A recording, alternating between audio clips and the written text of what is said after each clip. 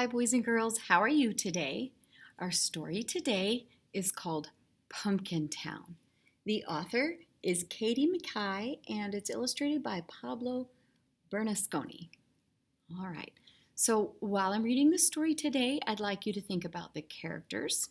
Those are the people who, or the things, or the animals who tell the story, or they act out the story, or they are the ones that are doing the speaking.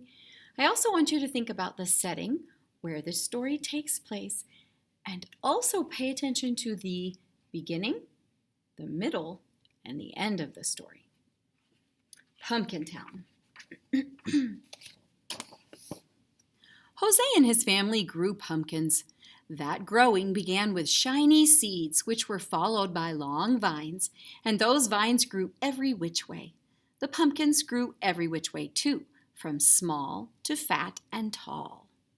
The Jack Be Littles could be dropped into pockets. Those are the little pumpkins. See there? The Happy Jacks were bigger. A strong enough boy could carry just one. And the Big Moons were bigger still, too large for 5 boys to even roll. Come fall, Jose and his family would gather the pumpkins and collect the vines. Then 2 trucks took the fruit to faraway cities. Some were hollowed and carved, and some were saved for pies.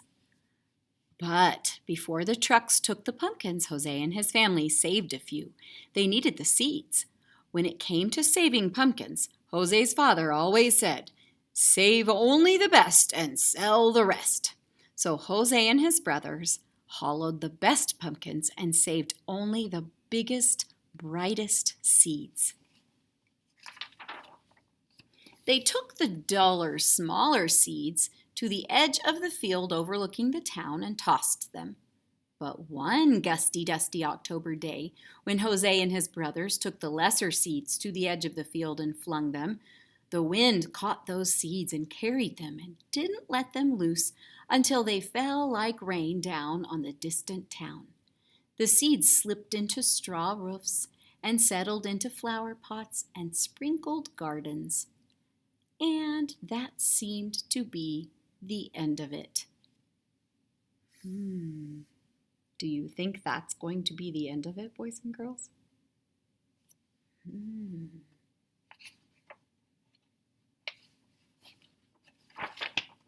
Oh, I skipped a page. There we go. But the next spring, rain awoke those small seeds and plants began.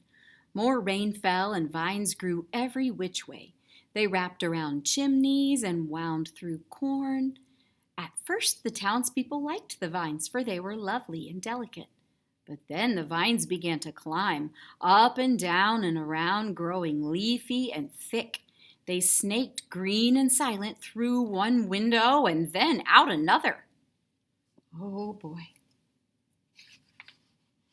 Then fruit grew and grew and grew every which way.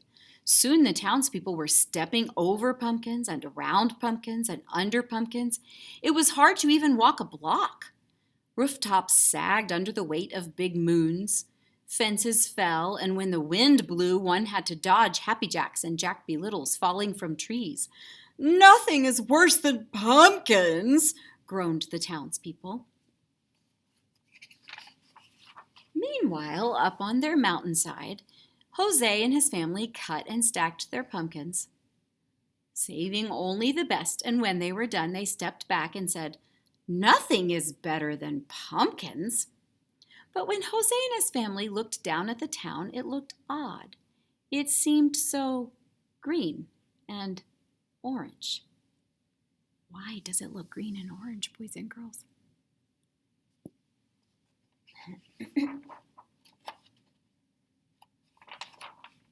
Since their field work was done, and because Jose and his brothers were curious, they walked to town the next day, where they saw more vines and pumpkins than they'd ever imagined.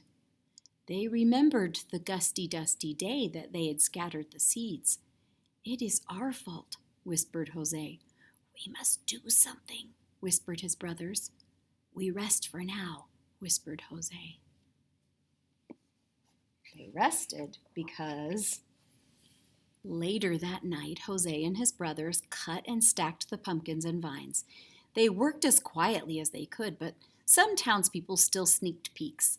They marveled at how well the brothers worked. The brothers climbed up poles and twined through trees and snaked silent through one window and out another, gathering and stacking pumpkins and vines. When the townspeople awoke, they discovered a mountain of pumpkins and a hill of vines and a mound of tired brothers. That's just their feet sticking out there. While the brothers slept, the townspeople filled a wagon with hay and set 5 great watermelons between Jose and his brothers in thanks for their aid. That wagon took the brothers back to their home, where they were laid in the glossy grass, still sleeping. When their father found them, he asked them what they had done to deserve the great watermelons. "We just helped the townspeople with their harvest," the brothers said, which was true, and nothing more was said. What they really did was clean up their mess, right, boys and girls? Down in the town, 5 trucks came for the mountains of pumpkins, and the townspeople were given a grand sum of money for all that fruit. "Ah, nothing is better than pumpkins," they said. Much of the money went toward a feast held around a bonfire made by burning the hill of vines. It was decided then that the rest of the pumpkin money would be spent to carve a statue of the 5 mysterious brothers who had made a mountain of pumpkins. It took all of the next week for the townspeople to repair their roofs and their fences, and it took all of that week for Jose and his brothers and his father to eat their great gifts. The melons were so sweet that Jose and his family said, "Nothing is better than watermelons."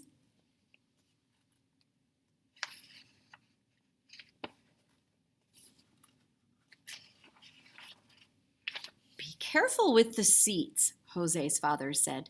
"Our field grows pumpkins, not watermelons." So Jose's family filled a great bowl with seeds. There it is. And those seeds were forgotten until a day later when the wind roused Jose's father at night.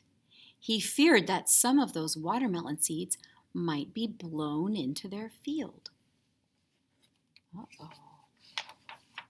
By moonlight, he carried the bowl to the edge of his field and he tossed the seeds. The wind caught the seeds and carried them and didn't let them loose until they fell like rain down on the town. Oh.